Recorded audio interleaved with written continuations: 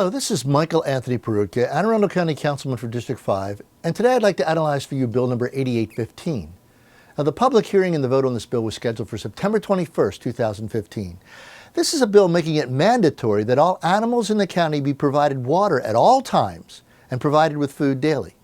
This bill also establishes standards which county officials will use to determine whether all animals in the county are being cared for in a manner acceptable to the Director of Animal Control. Now, I voted against this bill after raising a number of questions pertaining to the authority for the county to prescribe standards for the care of animals which belong to and are under the care of private citizens and are not under the direct ownership or supervision of the county itself.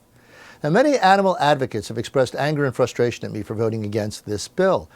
Now, in each and every case, their criticism is based on what they see as my lack of concern for the welfare of animals.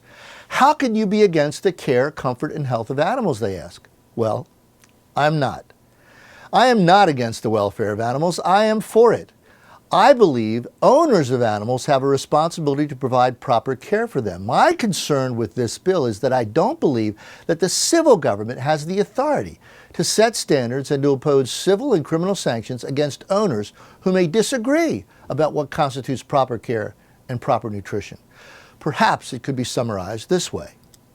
If the government sets the standard for care for animals and is the ultimate authority as to the interpretation and application of that standard, and if the animal can be confiscated or other penalties assessed, if, in the view of the government, the standard is not met, then the government is the de facto owner of the animals.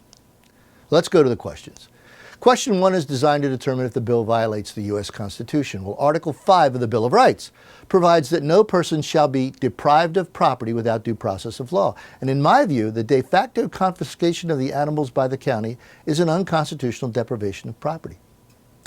Question 2 is designed to determine if the bill violates the Constitution of Maryland.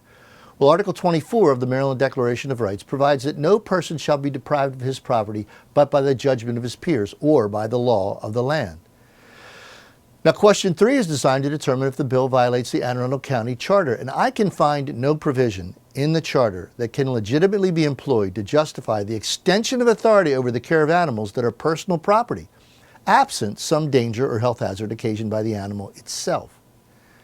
Question 4 asks whether the proposed legislation is in accordance with biblical standards for law and government. Again, I have a problem with Bill 8815. You see, like our founders, I believe that only those activities of civil government which are ordained by God and supported by His Word are valid. And the welfare of animals, which are personal property, is under the jurisdiction of the property owner.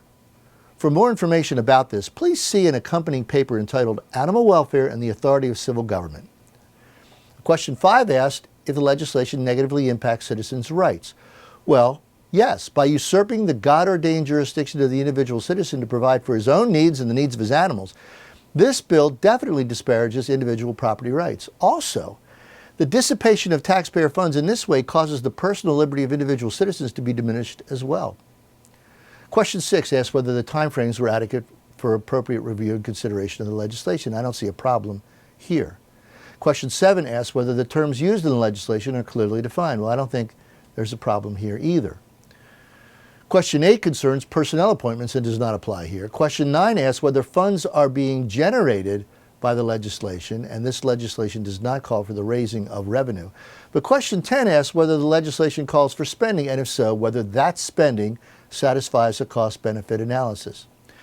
Well, given the conclusion that the legislation involves spending funds on an activity that is not in the jurisdiction of civil government, a cost-benefit analysis is really irrelevant. That is, there is no way to efficiently do what there is no right to do at all. But I should point out that the enforcement of such a wide authority over literally all animals in the county is potentially enormously expensive. In summary, I believe this bill creates a breathtaking expansion of county government that reaches into your home and seeks to justify invasions of privacy and confiscation of property. See, your animal, your pet, is now no longer your pet. Your pet now belongs to the Director of Anne Arundel County Animal Control. And for the reasons described herein, I voted against this bill. However, the bill still passed 6-1. So I hope this review of my analysis of Bill 8815 has been helpful to you. This is Michael Anthony Peroutka, Anne Arundel County Councilman for District 5, and I thank you.